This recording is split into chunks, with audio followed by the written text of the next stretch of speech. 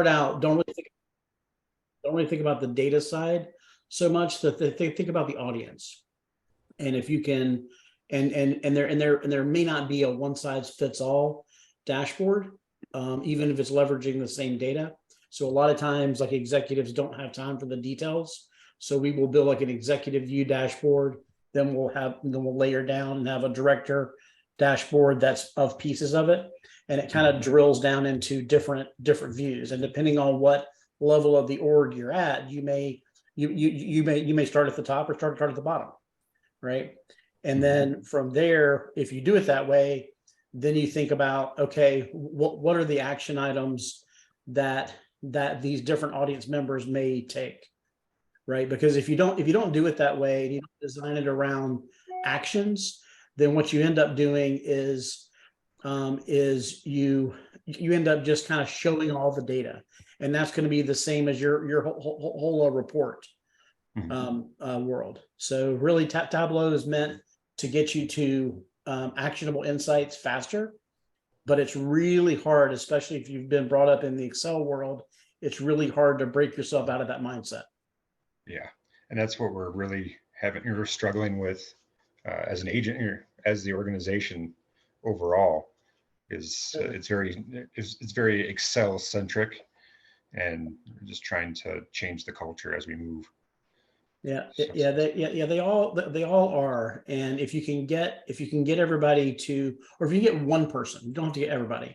What you'll do is just focus on one champion, somebody who is tired of building pivot tables and tired of having to ask the same questions over. And if you get their questions that they're asking of the data, and you give them a fast way to solve it, then they will help you sell it to other folks. So if you can reduce their analysis time and give them the same answer, they will love it. Very cool. Wow. Appreciate that insight. All right, Chris, I think we'll go ahead and get started officially with questions. I do think, I'm so glad you started recording that, Deb, because Robert, you're not alone. That's where a lot of people start, and many of us have been running our organizations with Excel spreadsheets, and so breaking that mindset and iterating upon that to start working in Tableau is where so many people are starting. So we're just so grateful you're here, and you represent a whole lot of people that we've worked with over the years and continue to. So that's great. So welcome, everyone. This is the November edition of Tableau Live with Boulder Insight. I'm Heather DiTillo. I'm your host and co-host with Chris. Deb Roth is also joining us today from our team. And as another co-host, we started jokingly saying we were gonna call Tableau Live Tableau Drive this month, because last week Chris was on the road, and this week I'm in an airport lounge right now taking this call. So I may come in and out. My things might be a little lagged. So if that's the case, feel free to know you're in great hands with Deb and Chris. And we're thrilled to have you all joining us. We have a couple questions, Chris, already in the queue. One from Anastasia and one from Ryan. And so Anastasia, I know Chris has read your question and seen it, but would you like to come off mute and tell us a little bit more about your use case and how we might be able to help you solve that? Sure. Hi, everyone. Thank you again for having me. Always excited to be a part of this community. So thank you, Heather. Thank you, Chris.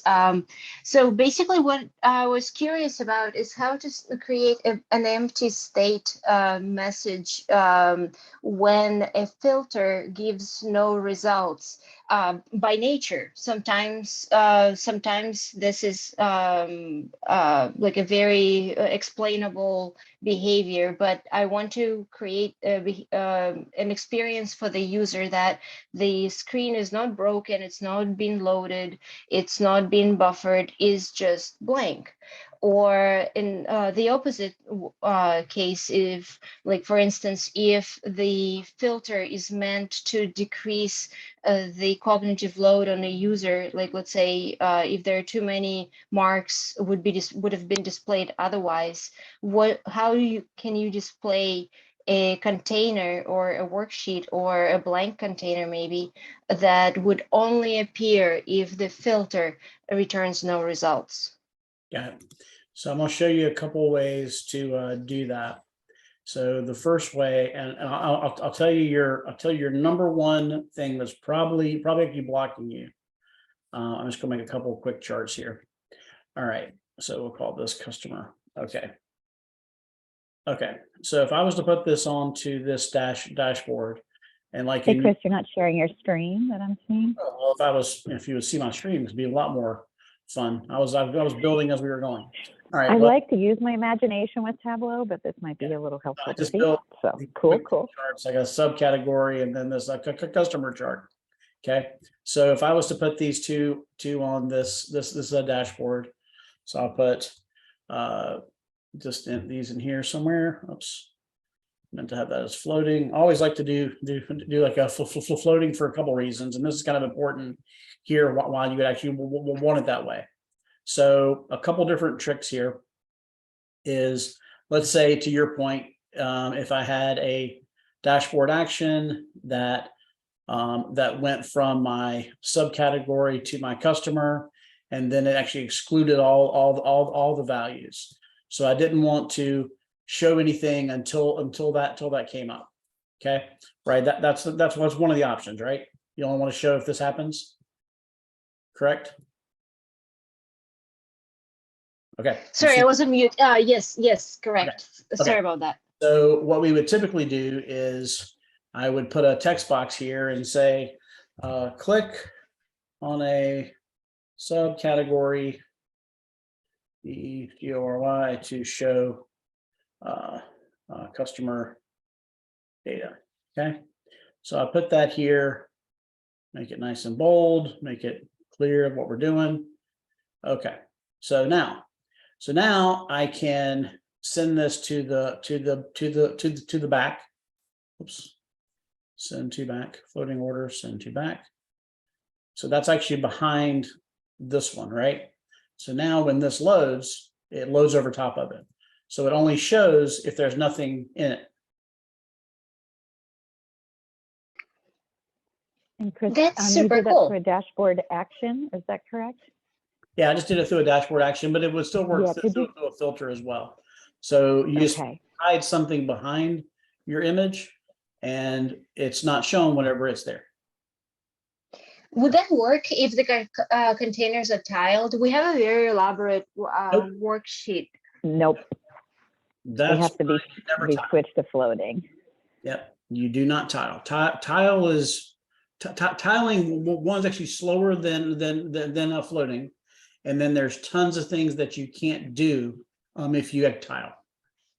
So Chris, can you show her though how you can easily change, if you had a dashboard that was tiled, how you can double click on the container and make it floating? Yeah. I think that could be super helpful. Tiled. Because I know you've got an elaborate layout, you were saying, Anastasia, so there are ways that you can keep it in the layout that it was and change them to floating. So we can try to show you that. There's a couple different ways to do it. One, you can do it from your layout container. Your well, I'll say that from right here. No, where's my thing? Hold on. Dashboard. On the should give me a list. Oh, here it is. Here's my tile. You can do it from here. You can say, hey, I want to make this floating. Okay. I'll make it floating, right? You can do that. Put that back. You can also say, you can also grab the thing and you can, so if you have your, so ever when you pull a dashboard, pull something in, you can set the default. I kind of leave mine as tiled just because I don't know why, but whenever I drag something in, I always hold down shift. So if I was to, let me go back on this other one. Let me turn that one back on. Just leave so something shows up.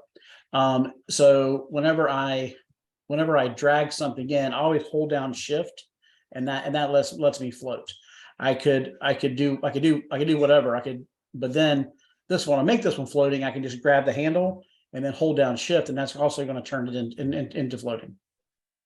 So there's Got it. multiple. Cool. Thank you very much for this trick. Yeah, but you definitely have to have floating to get those layers. Tiled assumes only one layer, and you need two different layers to make that happen. Okay, understood. Cool. Duly noted. Thank you very much. That's super clear. Okay. All right, next. Thanks, Anastasia. Next, we have Ryan on the call. And Ryan, I know you had a question about overlapping labels and things. Would you like to come off mute and share that specifically? Yes, thank you, Heather. So this instance that we're running into is we actually have a template that we've created, and we'll have different data sources that will get pushed into the template. And occasionally, whether it be a line graph, a dual line graph, or bar and line graph, some of the labels will overlap. And we wanted to know if you had any workarounds to ensure in a template format that the labels would not overlap. Yes, totally. So I'm not sure about a template, but let's just make what you're doing. Let's give us a sales and profit by order date. Let's say, I did that wrong.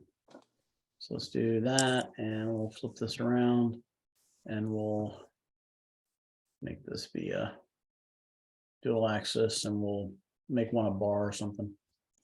Actually, I can't do it that way. I got to make this one a bar, and we'll dual axis. Okay. All right. So there's your thing. I want the line in front, and if I do turn on everything, they're going to definitely be messy in here, right? Is that kind of what you're seeing? Stuff like that? Yes. Yep. Yeah, something along these lines. So the fastest way to do it is to click label and then uncheck this deal. That should do it. Might have to do it on all three of them, but it should not let you overlap. Oh, because it's multiple charts, it won't do it. Normally it's just taking that option off, but that only does it with the one line. I guess on two axes or dual axis, it wouldn't do it. Well, the other thing I would do, if that's the case, so is this exactly the case? Yeah, so some visual like this, and some of the workarounds we've tried to do is having say the bar chart have labels alternating, and have the sales graph have the opposite alternating labels. Yeah, you can do that. That's actually a creative idea. The other thing is that, you could also turn on your labels to just be selected, so that way they're not busy, and if you want to know the number, you click it. That's what I was another. going to suggest, Chris. That's my favorite trick is, to just allow them to see when they're selected, and then they start to see them. It doesn't mean that some won't overlap still, but that controls that a bit more. Are people able to interact when they're looking at your labels, or is this static and it's not interactive and it's more of you're exporting to a PowerPoint or something?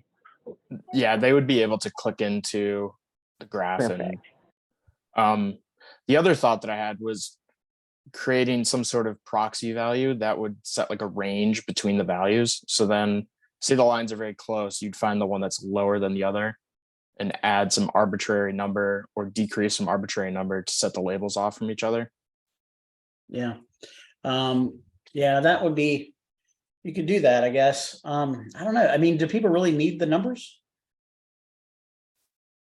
I just think be shown, or did it unhover? Yeah, for our purpose, we like to not have the axis labels on. So having some point of reference on the graph for both of the line and the bar graph in this case is helpful, because you don't have a sense of what this value is. Well, then in that case, do one of these then. If you want just a point of reference, give them the average. Okay. So that gives you one number on that side, and do the same thing over here. I would just color it. So you add a reference line, you give me their average. This is the profit side. So profit is blue, right? So I may make it a blue line and then an orange line. So that would give you your point of actually reference on both. And this one we would edit. So this would be a orange line. Chris, we're also getting a question from Robert related to this. How could we build in dynamic callouts in place of the static labels? So when you say dynamic, what do you mean by that? Yeah, Robert, do you want to, speak up? Thanks. one of the things that I've seen in here is, I mean, we had the static labels on there before, so it was just the labels are on there. You turned them off, and it became on select. But what if we wanted to create something that, let's see, just for example, it looks like November 2018. You got a bar in there. Yep. And if we were to just kind of hover over that, could we create like what's a word for it? I think it's like a flag that pops up, and so that way it kind of it points right to that bar, so you can see it. Is that possible? Well, what do you Makes what sense. you want to see, like, other than just the bar being big? I think No, he wants to call it out maybe in a different color, Chris, or something is what I'm thinking you're saying, Robert, that you want to Yeah. alert that there was a spike with it. So What Yes. about, and Ryan, and sorry, go ahead. yeah, like the go for it, annotate. Deb. That's great. It creates like a flag that's attached to it. Was one of the things that we're working on. There were certain instances that had to be highlighted, and you're like in time reference and where the aspects intersected, and we wanted to be able to just say when they click on a certain filter. Sorry for all the simplicity of this. I'm not really sure how to explain this. It would just come here, it would pop up with like an annotation, so that way exactly something like what you just did. See, something like that. Yeah, I mean, totally. You could do. Do it. Yeah, you can write just some like your formula that would do it. If you wanted to do your own pieces, but you know these would show up, and then if you want something to show up in the hover, you just, hey, that's something that's important because it's over some number. So that's all I did. I just wrote a quick calculation that said, if my sum of sales is greater than 90,000, then color it red, else color it gray, right? Yeah. And then from here you can have that do something else. Like, let's say if I wanted to have those customer details, let's take off the action off this dashboard really quick, or let's give me something here. Let's just say, just give me a bunch of data. So if I wanted to see, now it's gonna be too big for this, but let's go back to this sheet. If I wanted to say on my tooltip, I want to have even more data, and I want to insert a sheet. I want my customer sheet to come into this view. So now I can see who actually bought on that timeline. That's really cool. Thanks for showing that. That's gonna be useful. Can you show that again slowly, Chris? Just Sorry, just one more time. I got one. Why don't you speed? It's wide open. I know how to do that with you, but I just want to make sure anybody joining us on video that might not be on the call too can see it. So, so yeah, so all you have to do is awesome. have some sheet that you want to include. I probably should use a different one that I'm not totally hosing myself on. Duplicate and take that off. Okay, there we go. All right, so I'll use customer 2 this time. So on this one, if you go into your tool tip, then you can choose, like I say, I want to show up here. You can hit this insert button and then choose sheets. And this is going to show you all your sheets in your workbook. I'm going to choose customer 2. Now I have the ability to change the width and height or whatever I want. So if I just leave it like that, and then I hover over any of these, it's going to show me. And you see at the bottom, it says view is too large to show. Well, because it's a massive view. So I probably wouldn't use that one because I'm never going to get it all in there. But if I did want it to, I could just change this to something bigger. Let's say we change to like 800 tall. So now it'll give me a much bigger, still too large, but it gives me a lot more space. Chris, I'd even recommend that possibly rather than it being alphabetical, you do a sort on that. So, typically with data analysis, you don't care about all of the marks, you care about the top or the bottom. And it's so, even if that's sorted, even if that view won't show, at least you're seeing those top 25 or something that's there. So That's a great way to do it. I'm also seeing a comment in chat from Anastasia about set actions. Could that be a possibility to set action on hover that pushes the value into color? She's asking if that's possible. Yeah, totally. I don't use set actions much, so I'd have to study on that one. If that's one that you're familiar with, you can we can show that. Is that something that you use, or do you want to know how to use those? I don't think Heather, are you asking Heather to show that right now?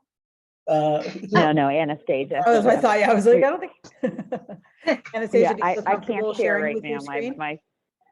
Yeah, I don't have a good example right off the bat, but I was thinking that for Robert's use case, that could also be a possibility, especially if they need this to find an intersection and highlight the intersection on the table, or maybe like on a graph, something like that. I used that in the past. I just don't have a workbook in front of me. Okay. Do you want to talk me through how to put that in? Yeah, so basically the basic idea is that you hover over, for instance, on the over the a bar, and let's say if you're interested in the month of that bar, then you have a set action that would push the name of the month into a set value, thereby highlighting either all months of that are of an interest to you, or the all years, or if it's a weekend that you might be interested. So anything that can be identified with a true or false or yes or no statement, then you can you can use set actions. I wish I had the use case for it, but Yeah, I haven't, for some reason, I don't know. Are you talking about doing like this, create set from that? Chris, I put in a link for you that I think might be helpful in the Tableau Live channel. All right, let me go look at that. Yeah, I know that it has those, but for some reason I don't find, or at least I have other ways to do what it's doing, I think. no, what you're doing is perfect. I think it does the job. I just saw the set actions being implemented elsewhere, so I was thinking that it could be also a route to take. But we can move on. Okay, all right. I think it's definitely look an at that a little awesome bit. idea.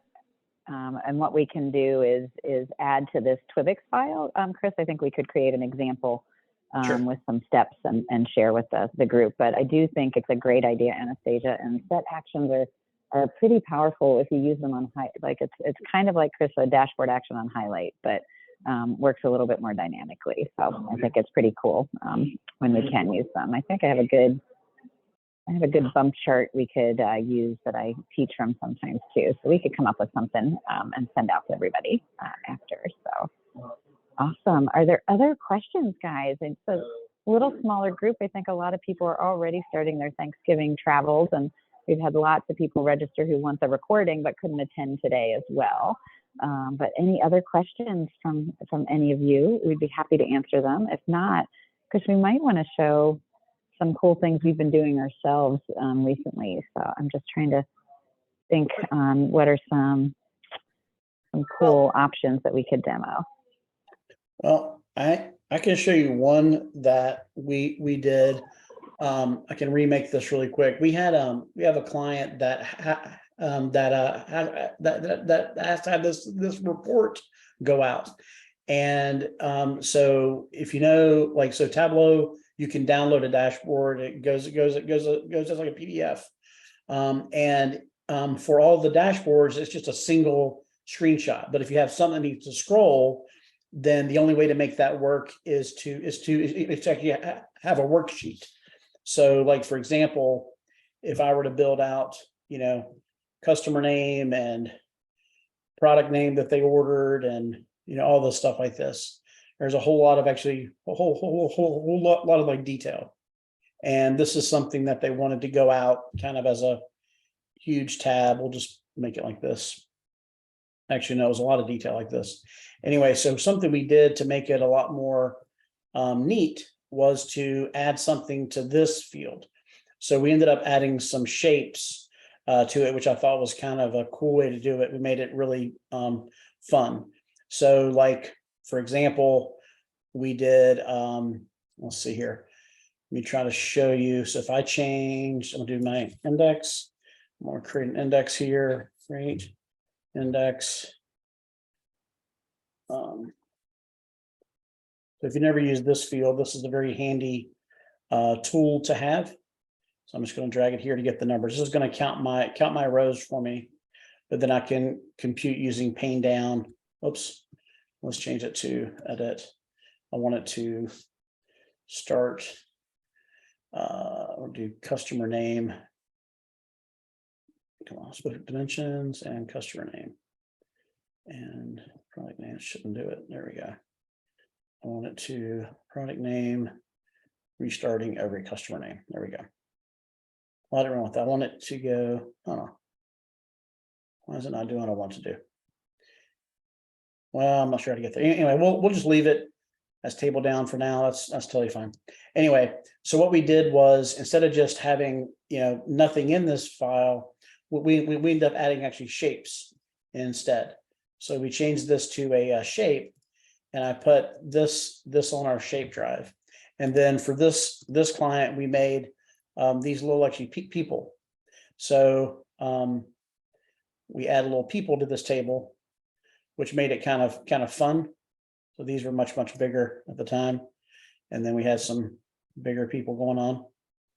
But so whenever you printed out your whole report, this would come out and have a little something in the side to show you something going on. So this was the big survey that happened.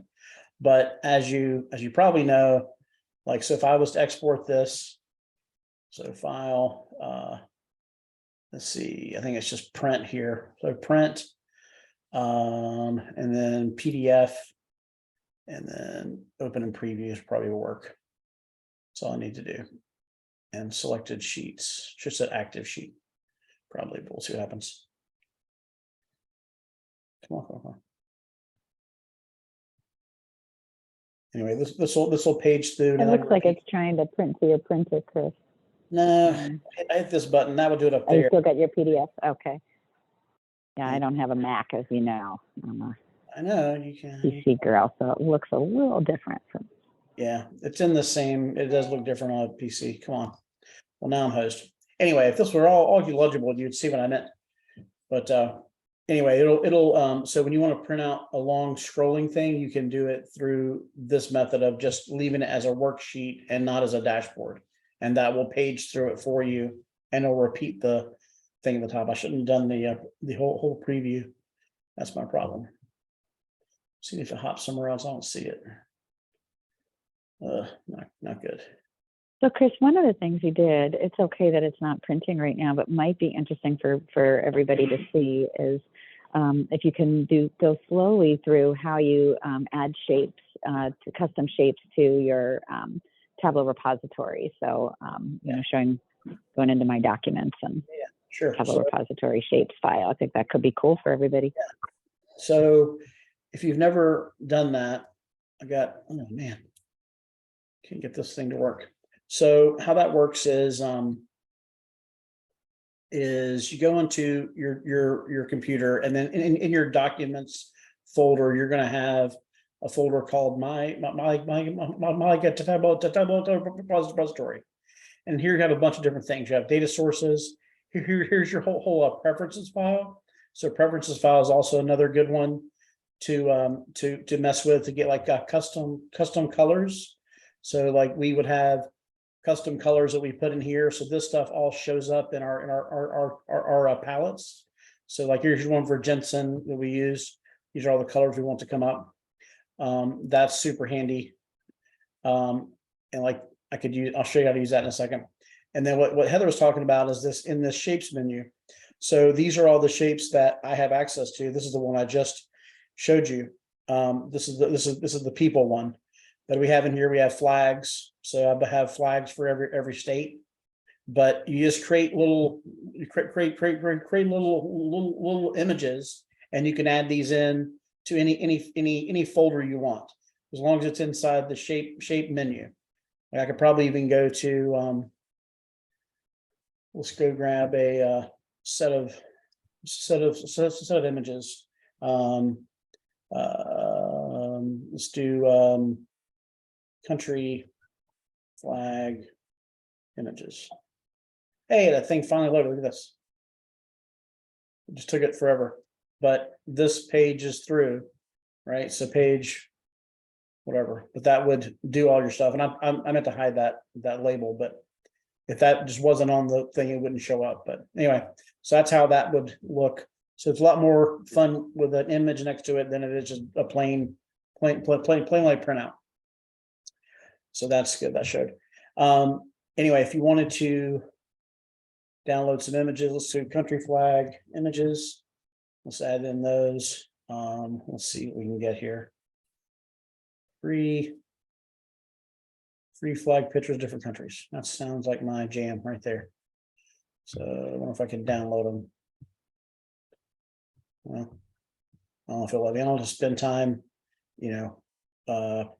save image as, have to go through all this stuff. But anyway, even if you did this, so if I go to, you had the patience to go to your documents, your Tableau repository, not prep, Tableau repository, shapes, and then new folder called country maps or country flags. Okay. And then just start saving those down. So there's one. I'll just do a few of these. Should put me back in the same folder. It did. Save image as. Just do like 5. There's probably a faster way to actually download, but I don't know. Anyway, all right. So now that I have those here and they're all saved, if I go back into Tableau and say, hey, I want to go to my shapes. Well, if I look, I don't have that folder yet. It's not here. But if I just hit reload shapes, then it's going to go grab something new out of that. So there's my country flags. There's the 5 I have downloaded, and I could just assign those. Now, granted, I only have 5, so it's going to start over after every 5. So there's 5, and there's one kind of repeating, but that would be how you would get in those custom shapes. Is that what you want me to show, Heather? That sure was. Thank you, Chris. And then the other question that came in, and I don't think we can do it this way. I think it would have to be set from default properties in the data pane is my thought. But Ryan was asking, can you have colors apply to specific measures in that preferences file?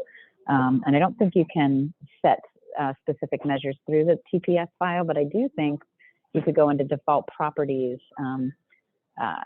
and at least in dimensions, I think you can set colors. I don't know about measures. If there's a color option, I think that might just be dimensions. Yeah, so you can't do so with you couldn't do it on a measure, right? So a measure comes up with a whole continuous thing. So you can, like you could pick one of these, and I could make a custom one that went from orange to blue. So I could pick one that did that, if that's what you wanted it to do. That's just the same as in that preferences file. It is, did I close it out? I think I did. Let's go and grab it one more time. So in your preferences file, that looks like this. There's two different kinds from memory here. So right here. So this one here is like a diverging palette. So it's just type equals diverging. And then you also have this sequential. So these are the 2 options for how you want them to do. And I think you can add multiples. Like this one has like the middle as white, right? So it goes from whatever this color is to white to whatever that color is. So I think you can set up multiples inside here. So if you wanted like a whole rainbow color, like Tableau has this one, which I can't see theirs, but I believe if you look at like this like sunrise one. So that goes through several different colors, right? So that one I'm pretty sure is going to be that blue plus that purple plus that probably has 4 in it. It probably has blue, purple, orange, yellow is in the middle, and then some other slightly orange red, and then another red. Probably has 5 in there. So it'll kind of chunk it out and go the whole way. Unfortunately, we can't see that one, but I'm sure that's how it actually works because it does change colors there in the middle. So, but yeah, so I can put this in there somewhere just so you can see these. But those are the types, and then these are your normal ones for your dimensions, right? Which often that's the best way to do it is, like you saw how I did in this thing here. Where was it? This guy here. So even though I'm coloring on certain things, I actually like to color on. I wouldn't make it a dimension. So I would make a where's my color thing at? I just did. Here it is. So even though it's actually using this actually measure to figure out what the number is, I would color it based on that, right? So that way you don't have so many. So a lot of times we do that as like for kind of groupings. Like if I was to say, I'll give you this too real quick. This is another thing that I'll use a lot of. Let's just do Boulder insight.com/Tableau. We'll take you to this little page, which is super handy. So let's just say we're looking at sales. And we want the spread to be 1,000, minimum value is 0, maximum is 100,000, let's say, and we'll generate that formula. So this gives me something I can quickly use. So now I've got buckets for all these things. So if the sales is less than 1,000, it's going to be that dimension, right? So now we're going to color on that. Where did I go? Here it is. So now my color will be all different colors.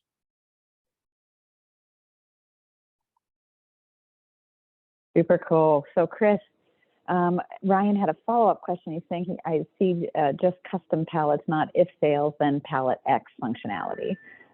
That's probably true that you can't say which color palette from Tableau to use, right? It'd have to be a custom color palette.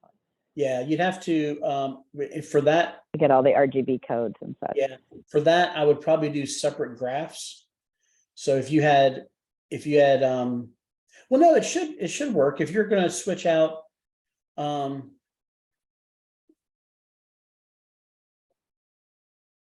on, tell me the thing again. I might be able to tell you.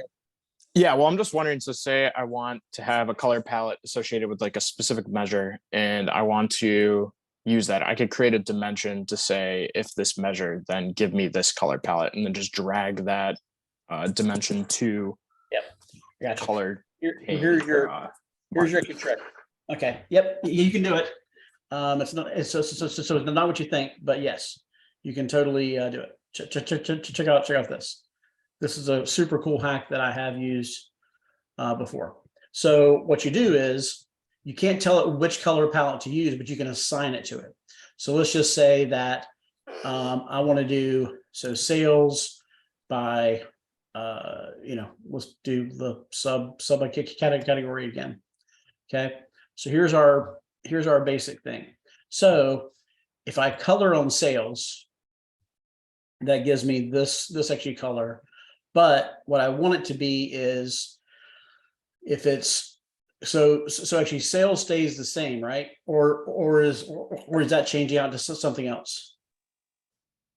Does it go sales to profit, or does it?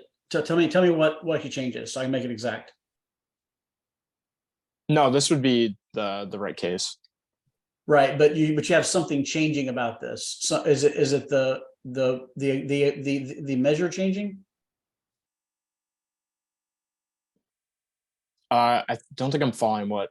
the next step would be. Well, what you were saying was I have one graph and I want to always show this color.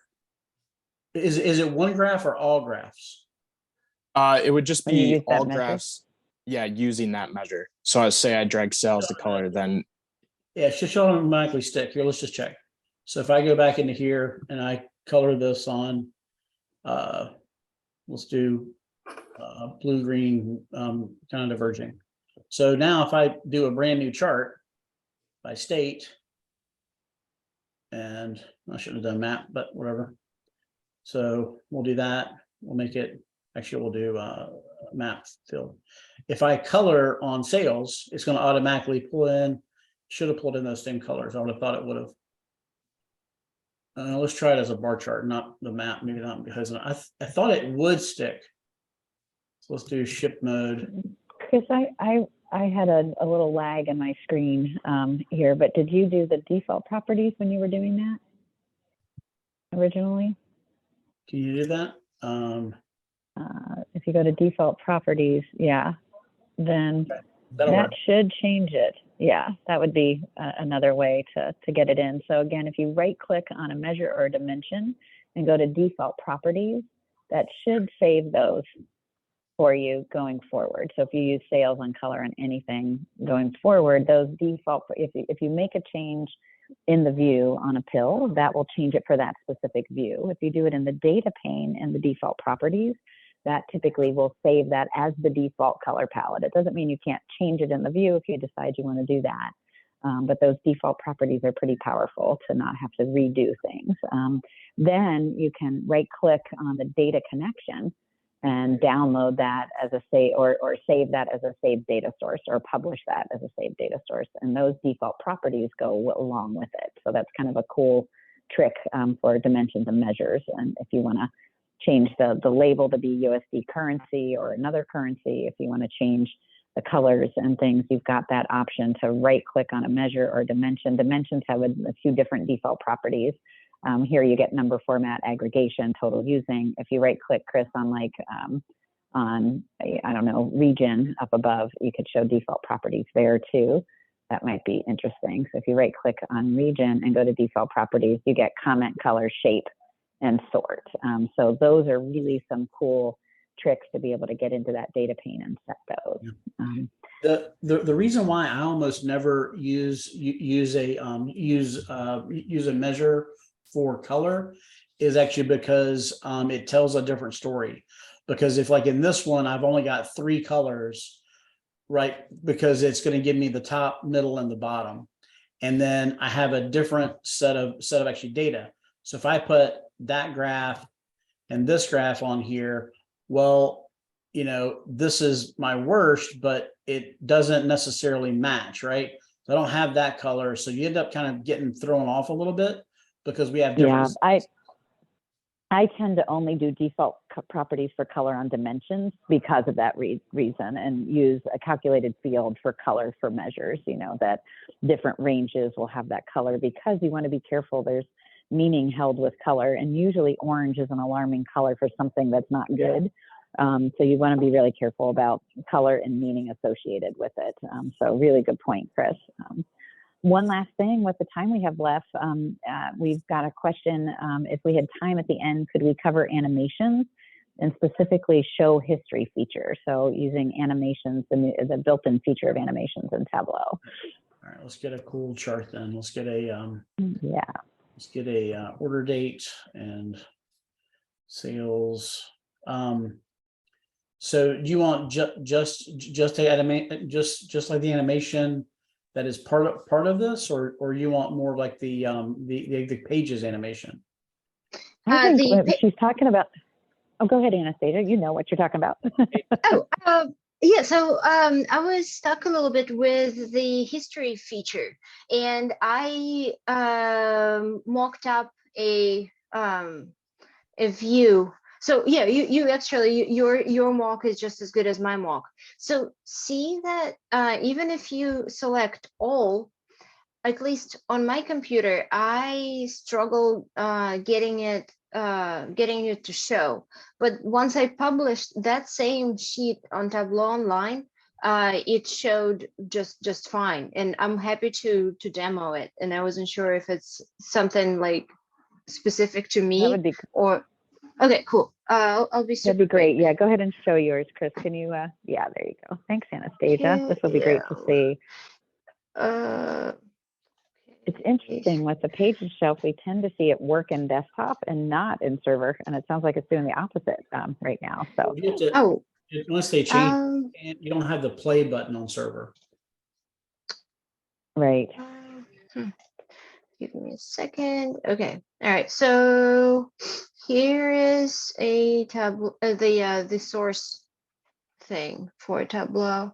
So so I have show history. I have all length, all, and some fade, and I'll restart this, and then the values move in whatever direction they move. There's no real like story behind it, and so no trail, no nothing.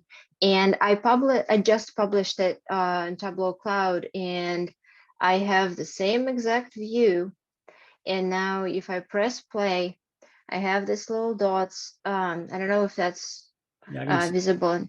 Yeah, so I can tell the story based on this. Like the profit for this technology guy, it almost doubled without giving out any extra discounts.